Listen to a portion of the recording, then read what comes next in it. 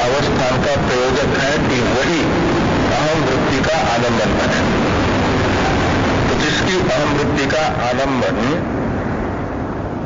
जगत अधिष्ठान मात्र ब्रह्म ही बन रहा है, तो उसी का स्वरूप में अवस्थान माना जाता है। और ये अहम वृत्ति का आलंबन ब्रह्म ही उसी के बन सकता है जिसकी आभानापादक अविद्या निवृत्त हो गई है।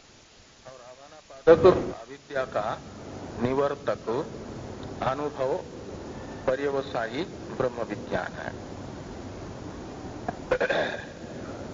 इसलिए ब्रह्म ज्ञान जो है प्रधान है अविद्या का निवर्तक होने से और स्वरूप अवस्था रूप मोक्ष का संपादक होने से। और उस प्रधान ब्रह्म ज्ञान के प्रति अंतरंग है तर्क, इसलिए तर्क हो जाएगा बलवान और शब्द हो जाएगा बहिरंग होने से दुर्बल। तो दुर्बल शब्द का प्रबल तर्क के द्वारा बात होगा। इसलिए शब्द जो चेतन कारणवाद बता रहा है वह अनुचित है, ये पूर्व पक्ष का अभिप्राय रहेगा। तो पूर्व पक्षी कह रहे हैं केवल हम ही तर्क को प्रधान ब्रह्म ज्ञान का अंतरंग है, ये नहीं कह रहे हैं। श्रुति भी ब्रह्म ज्ञान का उपकारक तर्क है, इसलिए उसे आदर देना चाहिए, ये कहती है। श्रुतिरपि इत्यादि का अवतरण है टीका में। नैसा तर्केण मतिरापनेया इति अर्थवादेन तर्कस्य निषेधम आशंक्य विधि विरोधात् मा एवं इत्याह श्रुतिरपि। तो ये कहते हैं कि नैसा तर्केन मति ही कठोपनिषद का मंत्र है।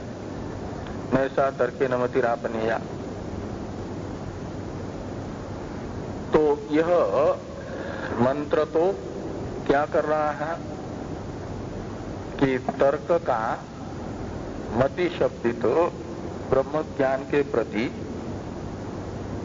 निषेध कर रहा है। ये बता रहा है कि तर्क से यह मति प्राप्त नहीं होती। यमराज जी नचिकेता को समझा रहे हैं कि हे नचिकेता, ये शा मति ही, यानी जो आत्म विषयक ज्ञान तुम्हें मेरे द्वारा उपदिष्ट शास्त्र से प्राप्त हुआ है, आचार्य उपदिष्ट शास्त्र से जो ज्ञान प्राप्त होता है वह तर्केन न अपनेया, मतलब तर्क से प्राप्त करने योग्य नहीं है। मतलब ज्ञान के प्रति साधनत्वेन रूपेण तर्क का इस श्रुति से निषेध हो रहा है। नैसा तर्केन मतिरापनेया, आपनेया का अर्थ होता है प्राप्तव्य और न का अन्वय है प्राप्तव्य के साथ। तो ऐसा मति ही यानी आचार्य उपदिष्ट शास्त्र से प्राप्त मति ज्ञान तर्केन न आपनेया यानी न प्राप्तव्या, तर्क से प्राप्त होने योग्य नहीं है का अर्थ है कि ब्रह्म ज्ञान के प्रति यह मंत्र तर्क का साधनत्वेन रूपेण निषेध कर रहा है। ब्रह्म ज्ञान का साधन तर्क है नहीं, ये बता रहा है। ऐसा यदि पूर्व पक्षी कहते हैं तो पूर्व पक्षी के प्रति सिद्धांति के अनुयायी कहते हैं, तो पूर्व पक्षी कह रहे हैं कि नैसा तर्के न मतिरापनेया, यह मंत्र अर्थवादात्मक है और आत्मावारे द्रष्टव्य श्रोतव्य मंतव्य निधिध्यासितव्य, यहाँ पर आत्मदर्शन साधनत्वेन रूपेण मनन का विधान करने वाला विधि वाक्य है मंतव्य, ये विधि वाक्य है। तो 5 प्रकार के वेद वाक्य होते हैं। वेद जितने वेद वाक्य हैं उनके अवान्तर मीमांसकों ने 4 भेद किए हैं, 5 भेद किए हैं। विधि, निषेध, मंत्र, अर्थवाद और नामधेय। तो उनमें से ये जो नैसा तर्के न मतिरापनेया, यह अर्थवादात्मक वाक्य है और सबसे बलवान माना जाता है विधि वाक्य को और निषेध वाक्य को। विधि निषेध ये साक्षात कर्म का प्रतिपादक होने से बलवान है, प्रमाण है, स्वतः प्रमाण है। और बाकी जो 3 वाक्य हैं वे कर्म के साक्षात प्रतिपादक विधि या निषेध के साथ प्रशंसक आदि बन करके, उपकारक बन करके प्रमाण बनते हैं। हमना ऐसे क्रियार्थत्वात् अनर्थक्यम अतदर्थ नाम के अनुसार। और बलवान माना जाता है इन 5 प्रकार के वेद वाक्यों में से साक्षात कर्म के प्रतिपादक होने से विधि तथा निषेध को। तो नैसा तर्के न मतिरापनेया, यह अर्थवादात्मक वाक्य है और इस अर्थवादात्मक वाक्य के द्वारा ब्रह्म ज्ञान के प्रति साधनत्वेन रूपेण तर्क का निषेध हो रहा है अर्थवाद वाक्य से। और मंतव्य, यह विधि वाक्य दर्शन शब्दित ब्रह्म ज्ञान के प्रति, आत्मदर्शन के प्रति तर्क को साधन के रूप में बता रहा है, तर्क का विधान कर रहा है। ब्रह्म ज्ञान प्राप्त करना है तो मनन करो, और मनन का स्वरूप होता है वेदांत के द्वारा प्रतिपादित अर्थ का दृढ़ीकरण करने के लिए अनुकूल युक्तियां, वेदांत अनुसारी युक्तियों से वेदांत विषय का चिंतन और वेदांत के द्वारा प्रतिपादित अर्थ की बाधक युक्तियों का निराकरण, उसके विरोधी युक्तियों के द्वारा, वेदांत अनुकूल युक्तियों के द्वारा वेदांत अर्थ के चिंतन को कहा जाता है आपके मनन। और उस मनन का विधान कर रहा है तो तर्क को ब्रह्म ज्ञान का उपकारक कह रहा है मंतव्य ये विधि वाक्य। इसलिए पूर्व पक्षी ये कह रहे हैं कि श्रुति भी ब्रह्म ज्ञान के साधनत्वेन रूपेण तर्क का आदर करने के लिए कह रही है। ये टीका में टीकाकार ने अवतरण के रूप में लिखा कि नैसा तर्केन मति इति अर्थवादेन तर्कस्य निषेधम आशंक्य विधि विरोधात्। विधि कौन सी? मंतव्य, ये जो विधि है इसके साथ इस अर्थवाद वाक्य का जो अर्थ आप बता रहे हो उसका विरोध होने से मां एवं का अर्थ है ये अर्थ अर्थवाद वाक्य का नहीं किया जाएगा।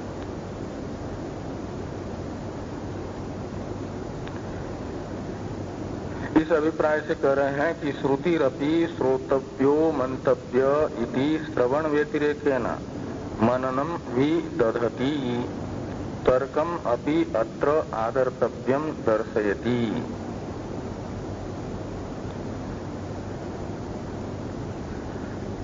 तो कहते हैं कि श्रोतव्य मंतव्य यह श्रुति भी ब्रह्म ज्ञान के साधन के रूप से श्रवण का विधान करने के बाद श्रवण से भिन्न ब्रह्म ज्ञान के साधन के रूप से ही मनन का विधान करते हुए विधान करने वाली जो ये श्रुति है मंतव्य, ये श्रुति यह बताती है कि ब्रह्म जिज्ञासु को अपने अभिष्ट ब्रह्म ज्ञान के साधन के रूप में तर्क का भी आदर करना चाहिए। मननम विदधति ये श्रुति का विशेषण है। श्रवण व्यतिरेकेन मननम विदधति श्रुतिरपि तर्कम अपि अत्र आदर्तव्यम। अत्र यानी ब्रह्म ज्ञान है, ब्रह्म ज्ञान में तर्क का भी आदर होना चाहिए दर्शेत, ये बताती हैं। तो इस प्रकार ब्रह्म ज्ञान के प्रति प्रधान जो ब्रह्म ज्ञान है मोक्ष का साधन होने से, उसके प्रति तर्क अंतरंग है और शब्द बहिरंग है। और बहिरंग शब्द तथा अंतरंग तर्क, शब्द प्रमाण और तर्क प्रमाण, इन दोनों का आपस में यदि विरोध होता है तो दुर्बल शब्द ही प्रबल तर्क के द्वारा बाधित होने योग्य है। ये पूर्व पक्ष का अभिप्राय है। इसलिए पूर्व पक्ष संभाव्यमान है, पूर्व पक्ष यहाँ पर हो सकता है। अब ये जो पूर्व पक्ष पर आक्षेप हुआ था उसका समाधान यहाँ तक पूर्व पक्षी ने किया। अब समाधान का उपसंहार है। पूर्व पक्ष के द्वारा जो आक्षेप का समाधान किया गया का समाधान उपसंहार है अतः इत्यादि से।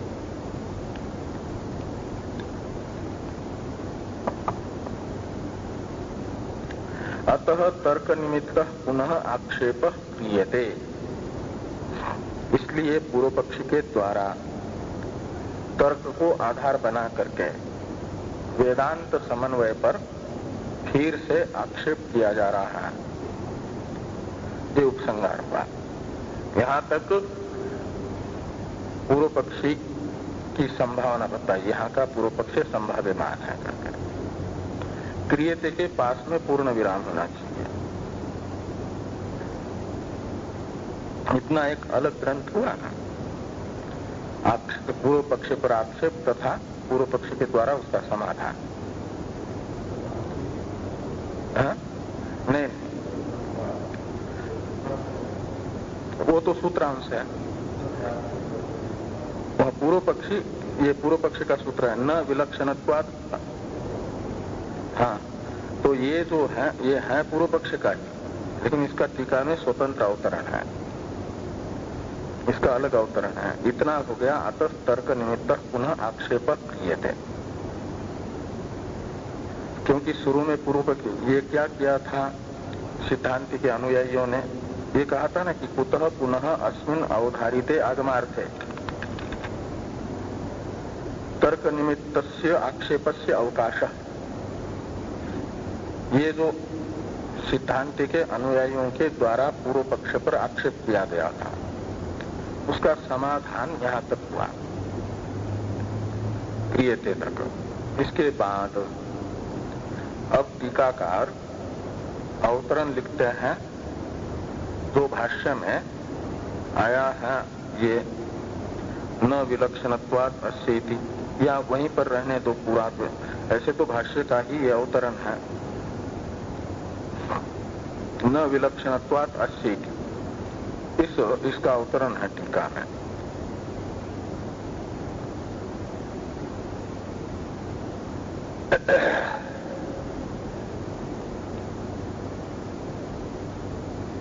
तो टीकाकार कहते हैं एवं पूर्व पक्षम संभाव्य चेतन ब्रह्म कारणवादी वेदांत समन्वय क्षित्यादिकम न चेतन प्रकृतिकम कार्य द्रव्यत्वात् घटवत् इति सांख्य योग न्यायेन विरुध्यते न वा इति संदेहे स्मृतेर मूलाभावात्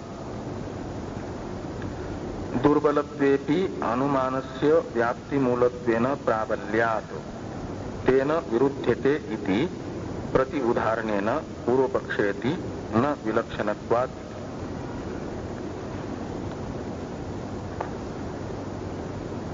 तो ये कहते हैं कि एवं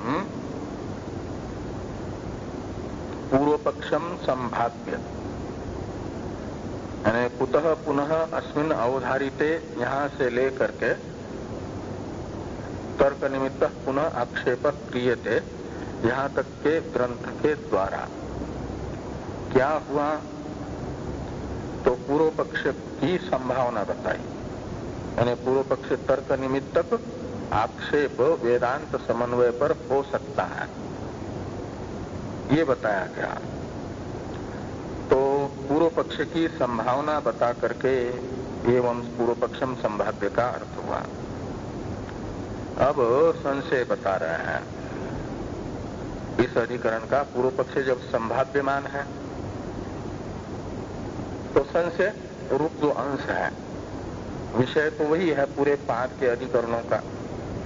प्रथम अध्याय के द्वारा बताया गया जो वेदांतों का समन्वय है वो विषय है, उसे विषय बना करके जो संशय हुआ, उस संशय को पहले टीकाकार बताते हैं और फिर संशय उपस्थित होने पर संशय में 2 कोटि होती है। तो एक गलत कोटि है, एक यथार्थ कोटि है।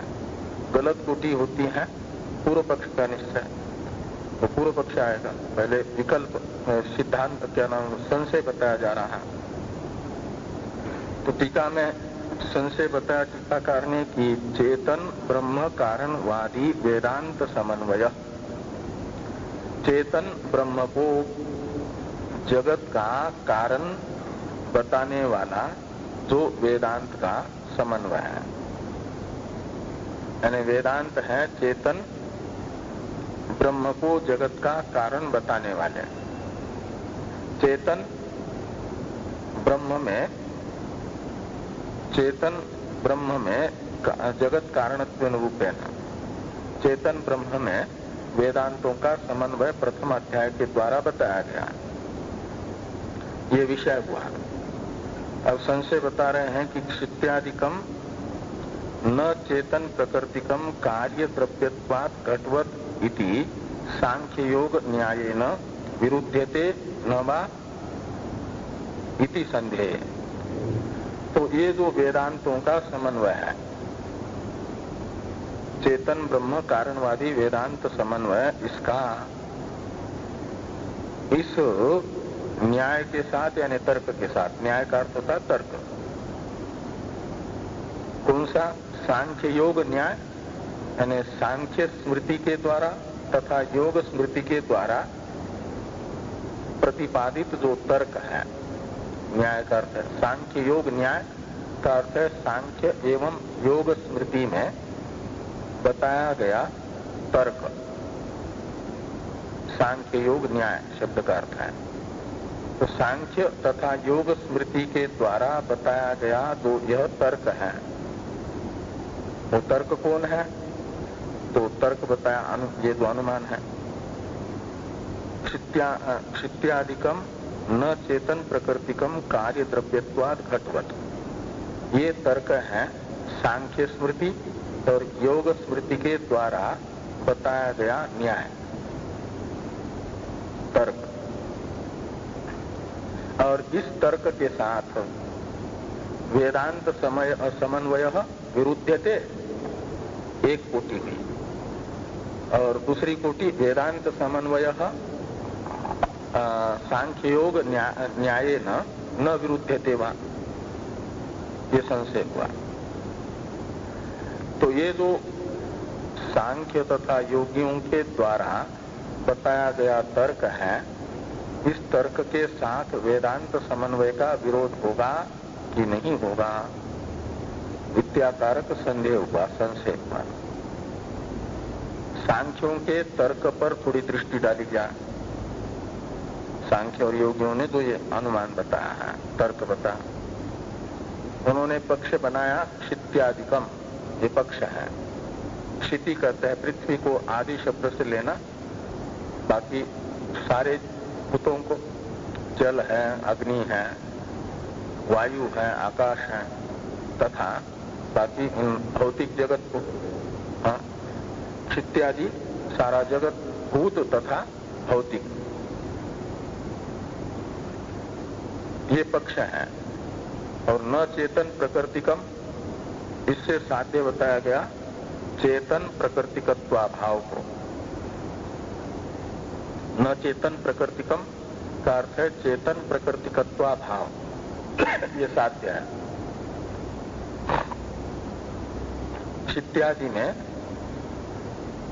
चेतन प्रकृतिकत्व का अभाव है, यानी इसकी प्रकृति अर्थात उपादान कारण चेतन नहीं होगा, ये कह रहा है। क्यों? तो हेतु बताया कार्य द्रव्यत्वात्।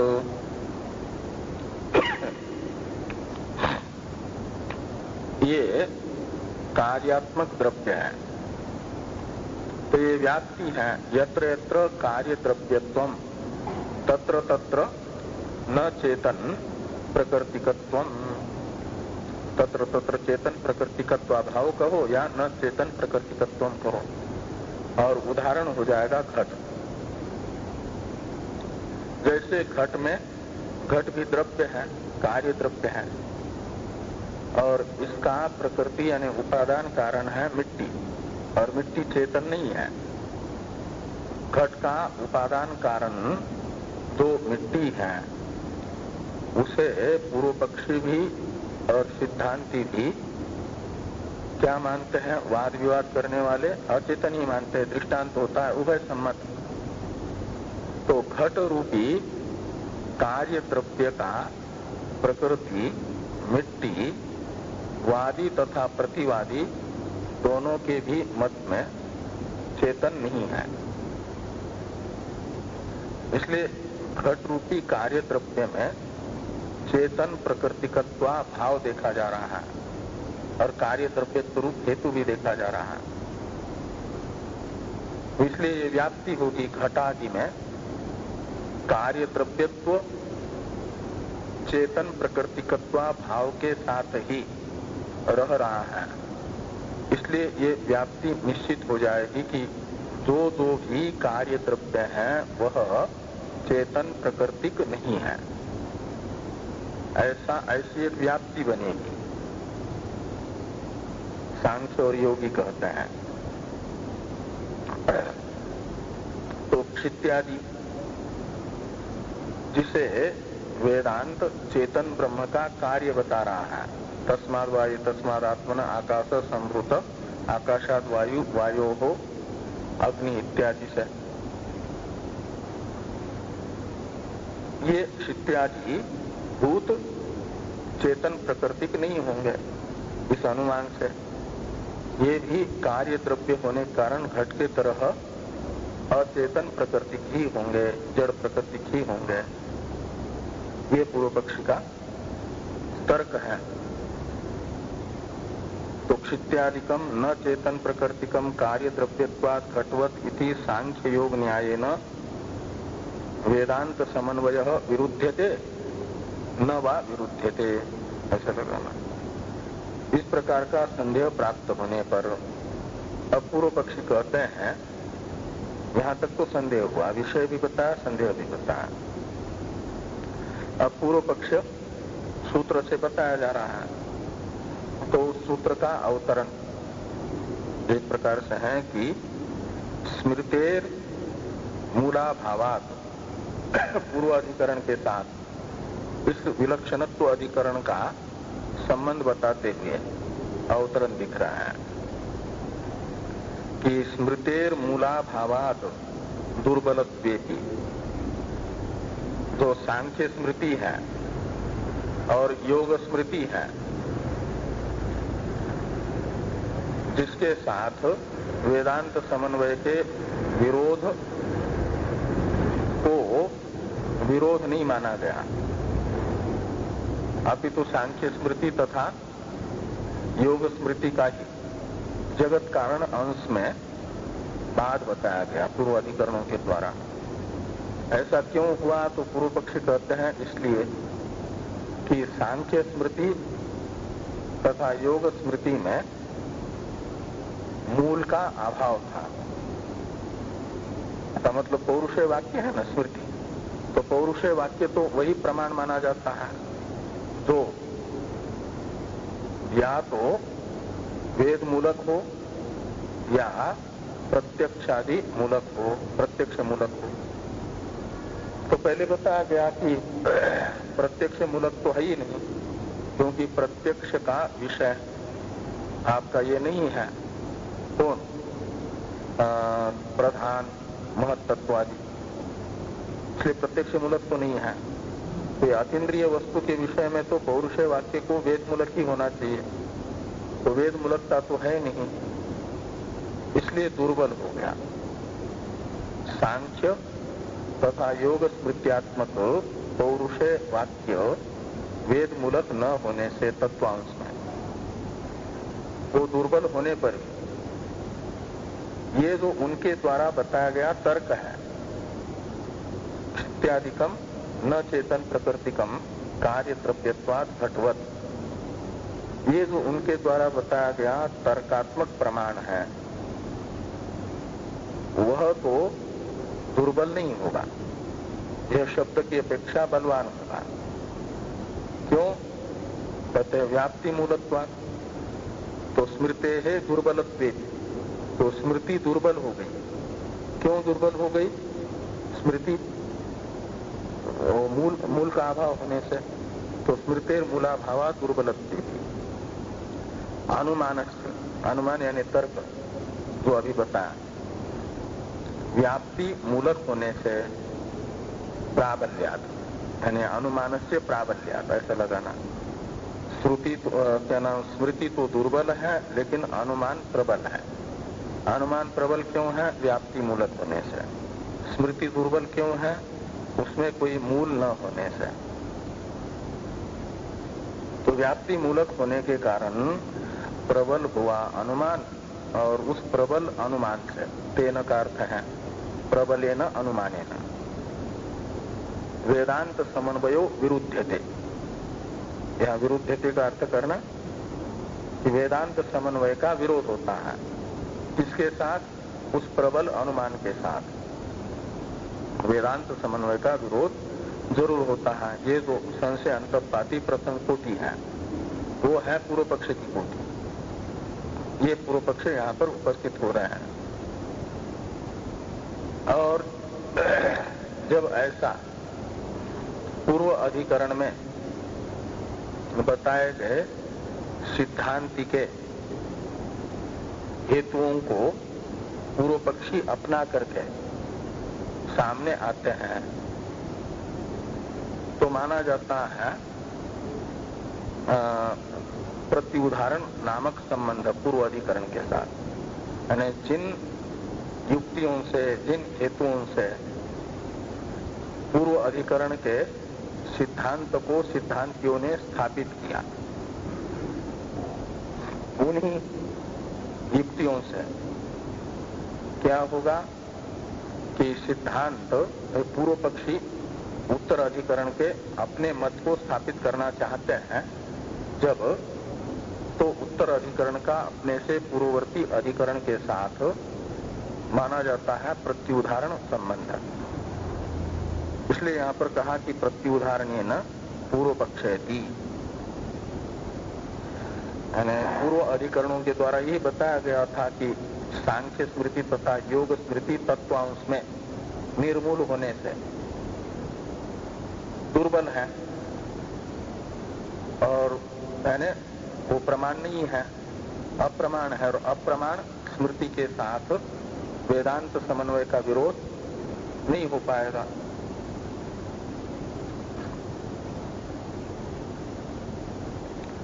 और लेकिन यहाँ पर तो मूल व्याप्ति मूलक अनुमान होने से इसे तो पूर्व पक्षी कह रहे हैं कि ये तो प्रमाण है और प्रमाण के साथ विरोध है वेदांत समन्वय का। इति प्रत्युदाहरणेन पूर्व पक्षयति न विलक्षणत्वात्।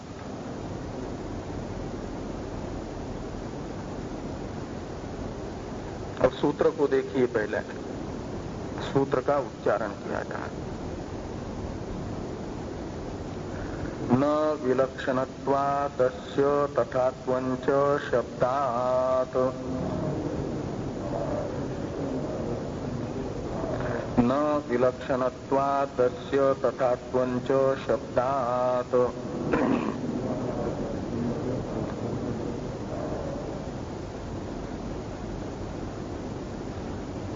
6 पद हैं इस सूत्र में। न विलक्षणत्वात् अस्य तथात्वं स और शब्दात्, ये 6 पद हैं। पहला पद है पूर्व पक्ष की प्रतिज्ञा।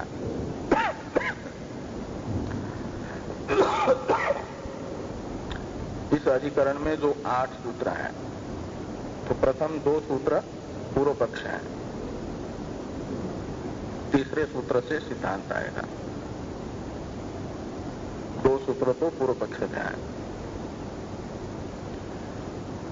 और इन 6 पदों में से प्रथम जो पद है पूर्व पक्ष की प्रतिज्ञा है।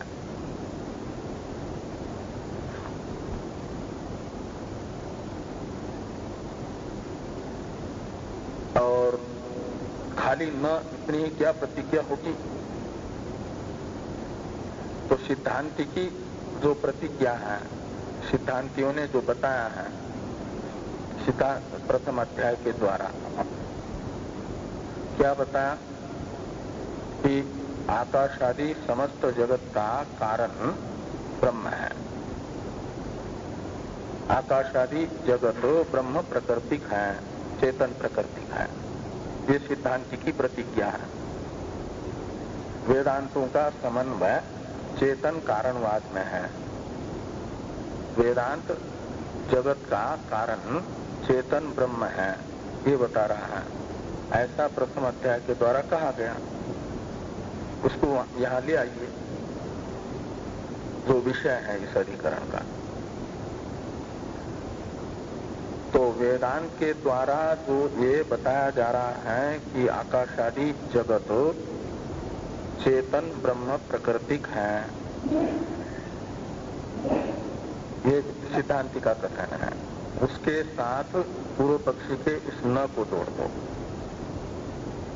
सिद्धांति का विरोध करना है पूर्व पक्ष को, वेदांत के समन्वय का विरोध करना है ना, तो विरोध करने के लिए एक न जोड़ दो उसी प्रतिज्ञा के साथ। तो यह जगत ब्रह्म प्रकृतिक नहीं है, चेतन प्रकृतिक नहीं है, ऐसा न का अर्थ निकलेगा। जो वहां पर बताया था अनुमान, अवतरण में अनुमान बताया था टीका में, क्षित्यादिकम न चेतन प्रकृतिकम, उसी को यहाँ पर वही न का अर्थ समझ लीजिए। वो पूर्व पक्ष की प्रतिज्ञा थी। क्षित्यादिकम हुआ जगत, आकाश आदि कहो या क्षित्यादि कहो, तो क्षित्यादिकम जगत चेतन प्रकृतिकम न, ये पहले न का अर्थ है, पहले पद का।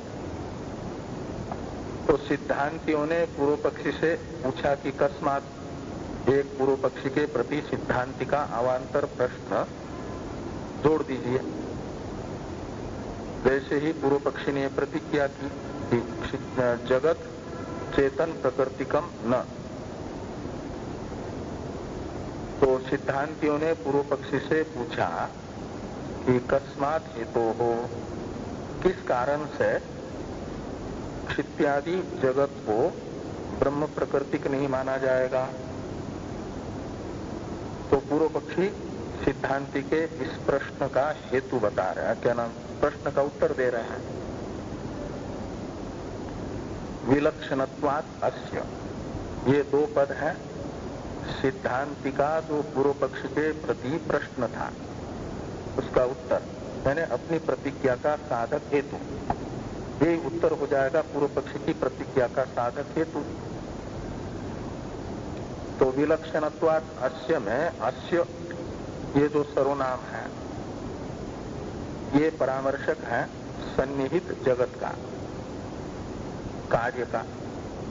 इसलिए अस्य का अर्थ है क्षित्यादिकस्य कार्यस्य।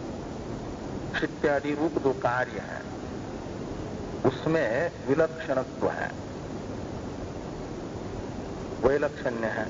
तो अस्य विलक्षणत्वात्, ऐसा अन्वय करिए। हम क्षित्यादि जगत को चेतन उपादानक नहीं है, यह इसलिए कह रहे हैं कि पूर्व पक्षी कहते हैं कि वेदांत जिसे चित्त्यादि जगत का प्रकृति बता रहा है, इसे चेतन ब्रह्म को, तो उस वेदांत के अनुसार इस जगत की जो प्रकृति है उससे यह चित्त्यादि जगत विलक्षण है। इसलिए अस्य विलक्षणत्वात् इन दो पदों के साथ थोड़ा अध्यार ऊपर से करना पड़ेगा। वेदांतियों के प्रकृति से ये जो कार्य है क्षित्यादि जगत विलक्षण होने से, ये अस्य प्रकृते है विलक्षणत्वात् इतने का अर्थ हो जाएगा।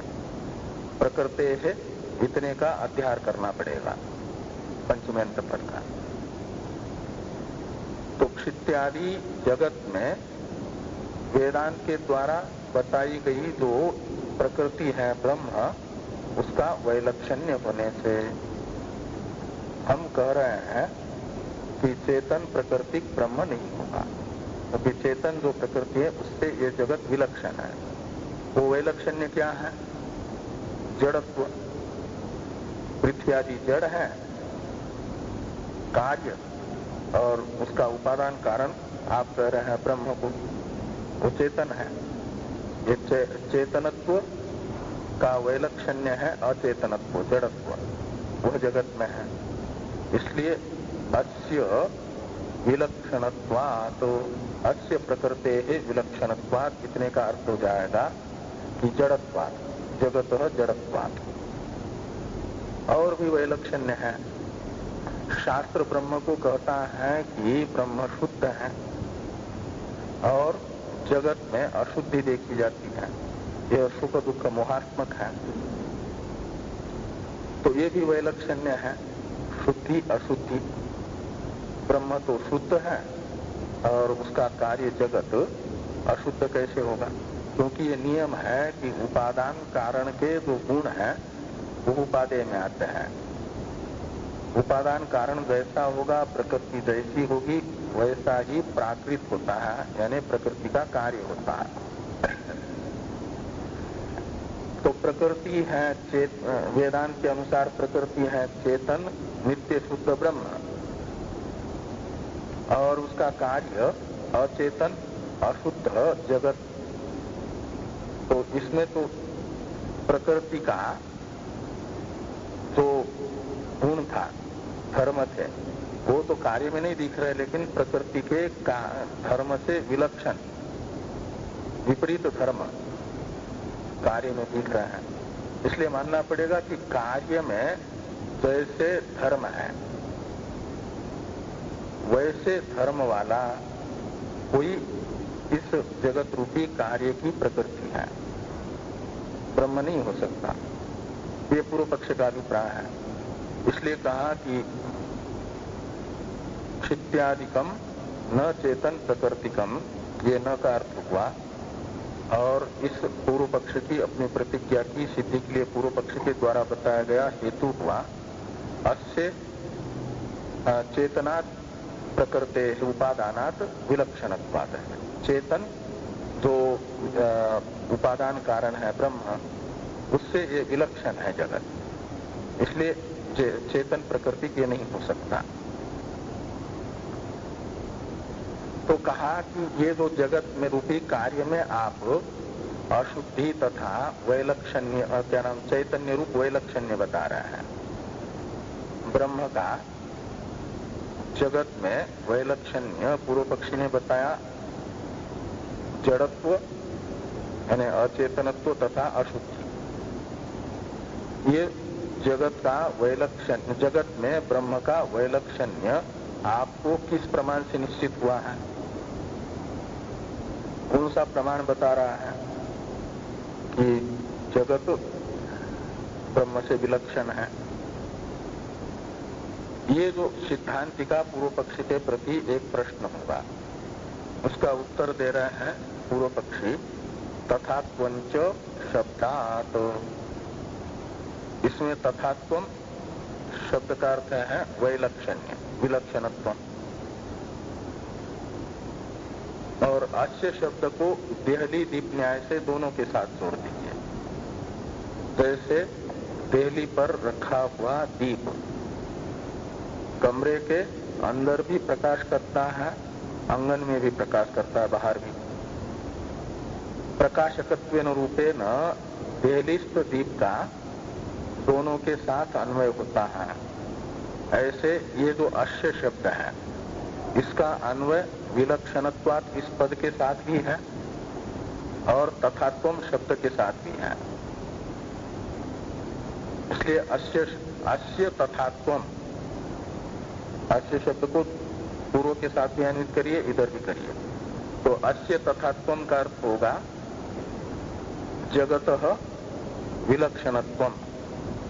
जगत में ब्रह्म का अचेतनत्व रूप जो वैलक्षण्य है, विलक्षणत्व है, वह हमने शब्द प्रमाण से जाना है। शब्दात यानी शब्द, और शब्द है श्रुति। तैत्रीय श्रुति कह रही है कि विज्ञानंचा विज्ञानंच अभवत। तो अविज्ञान का अर्थ होता है अचेतन, तो अचेतन पृथ्वी आदि। तो जगत में अचेतनत्व शब्द ही बता रहा है ना अविज्ञान शब्द से।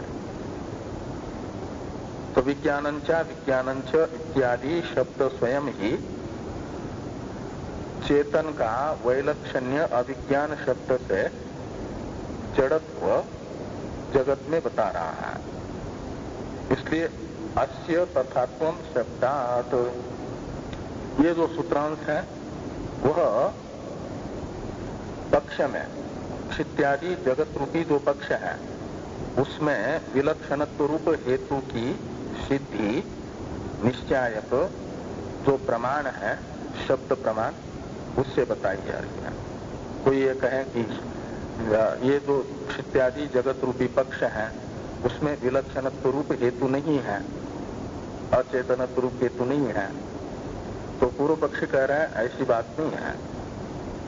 विज्ञानंच अविज्ञानंच इत्यादि श्रुति स्वयं ही जगत में अचेतनत्व रूप वैलक्षण्य बता रही है। मतलब पक्ष में हेतु श्रुति प्रमाण से निश्चित है।